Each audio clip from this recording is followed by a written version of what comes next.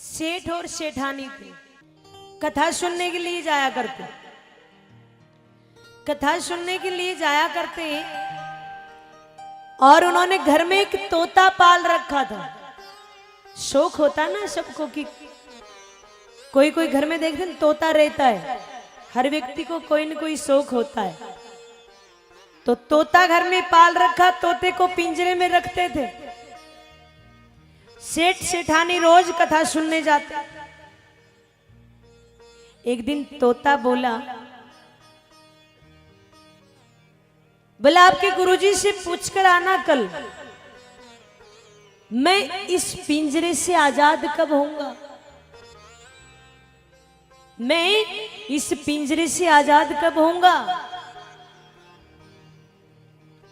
सेठ सेठानी गई, बोला ठीक है। अब महाराज जैसी कथा विश्राम हुई, दोनों पहुंच गए गुरुजी के पास। गुरुजी ऐसे ऐसे हमने घर में एक तोता पाल रखा है और उसने पूछा है कि आपके गुरुजी से पूछकर आना कि मैं इस पिंजरे से आजाद कब होऊंगा।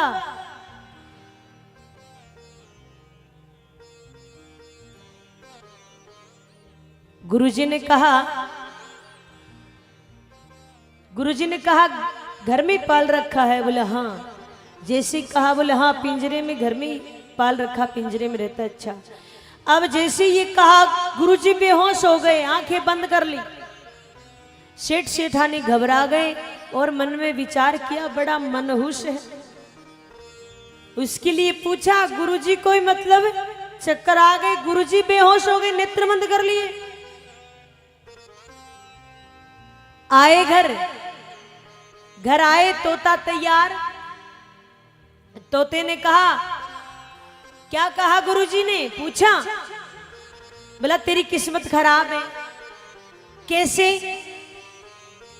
बोला जैसे तेरे बारे में बताया गुरुजी बेहोश हो गए, नेत्र बंद कर लिए। बोला ठीक है। दूसरे दिन सेठ सेठानी तैयार हुए कथा में जाने के लिए और जैसे ही उस तोते को देखा पिंजरे में, वो भी बेहोश, नेत्र बंद। सेठ सेठानी ने सोचा, तोते ने पूछा था गुरुजी से पूछकर आना इस पिंजरे से कब आजाद होऊंगा, कब निकलूंगा, और आज तो वो स्वयं ही मर गया, सिधार गया। तोते को बाहर निकाल दिया मरा समझकर और तोता उड़ गया। जैसे बाहर निकाला तोता उड़ गया। अब कथा में गई। अब गुरुजी तो तैयार थे उस टाइम। जैसे ही सेठ सेठानी गए, गुरुजी ने पूछा आपके उस तोते का क्या हाल है। सेठ सेठानी ने कहा गुरुजी क्या बताएं, बड़ा नाटक किया उसने। कैसे। जब उसने पूछा तो हमने बताया। उसने पूछा गुरुजी ने कुछ बताया है क्या, तो हमने कहा तेरा नाम लेते गुरुजी बेहोश हो गए, तेरे बारे में बताते ही। और गुरुजी आज वो खुद स्वयं बेहोश होकर पड़ा था, हमने मरा समझकर जैसे पिंजरे से बाहर निकाला वो उड़ गया। गुरुजी ने कहा तुम्हारी उम्र बीत गई कथा सुनते सुनते और तुम्हारा आज भी मन पड़ा है परिवार में, संसार में लिप्त हो। तुम्हारा मन आज भी इस चीज में पड़ा है, तुम इस संसार से आजाद नहीं हो सके। और एक दिन ही उस तोते ने पूछा था अपने बारे में और मैंने एक जरा सा इशारा किया था और वो तोता मेरा इशारा समझ गया और पिंजरे से आजाद हो गया। मेरा एक छोटा सा इशारा वो समझ गया और पिंजरे से आजाद हो गया। तुम्हारी उम्र बीत गई कथा सुनते सुनते, लेकिन आपका मन अभी भी संसार में पड़ा है। कहने का भाव क्या है, ये कथाएं हमें इशारा कर रही हैं, ये सिखा रही हैं, ये बता रही हैं कि इस प्रकार से पूर्ण रूप से जकड़िए मत, इस संसार में लिप्त मत होइए। आपका कुछ और भी कर्तव्य है। भगवान का सुमिरन, जप, तप, दान, एक दूसरे पे दया करना, ये भी आपका काम है। इस संसार को ही सत्य मत मानिए। पर हम, कोई भैया कितना ही समझा ले, कथा पंडाल में रहते हैं तो बड़े बड़े विचार आते हैं। चलो आज तो घर जाकर ऐसा करेंगे, दीदी सही बता रही थी, अब तो ठीक है, बस थोड़ा बहुत ही ध्यान देंगे, भगवान के चरणों में ध्यान लगाएंगे। लेकिन जैसे महाराज उस गेट से बाहर निकलते हो, बस वही घोड़े वही मैदान। फिर तो ऐसा लगता है कि वो महाराज ये तो सब कहने की बातें हैं, पर कहने की नहीं है, पर कहने की नहीं है। अगला जीवन तुम्हें कैसा मिलेगा, अगला शरीर कैसा मिलेगा, अगली योनि तुम्हें कैसी मिलेगी, इस योनि को सुधारिए। कई बार आप देखते हो ना, कई लोग कहते हैं दीदी हम भजन बहुत करते हैं, पूजा भी बहुत करते हैं, दान भी बहुत करते हैं, लेकिन दीदी बहुत दुखी है, इतना कष्ट है महाराज पूछो मत। कई माताएं तो रोने लग जाती हैं, उनको देखकर मैं भी साथ रोने लग जाती हूँ।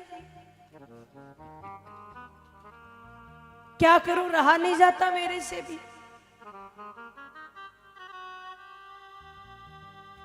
कारण क्या है? कई बार पिछले जन्म के कर्म भी आपको परेशान करते हैं, वो कर्म भी आपको भोगने पड़ते हैं।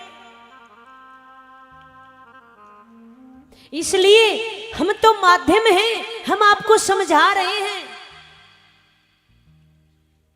3 घंटे यहां पे चिल्ला रहे हैं, इसका मतलब ये थोड़ी कि हमें कुछ मिलने वाला है। आपका जीवन सुधार जाए मेरे आने से, अगर एक भगत का भी जीवन संवर जाए तो मैं तो ये समझूंगी कि मुझे यहां आने की मेरी पोथी की जो दीक्षा है वो मिल गई। हम तो माध्यम हैं,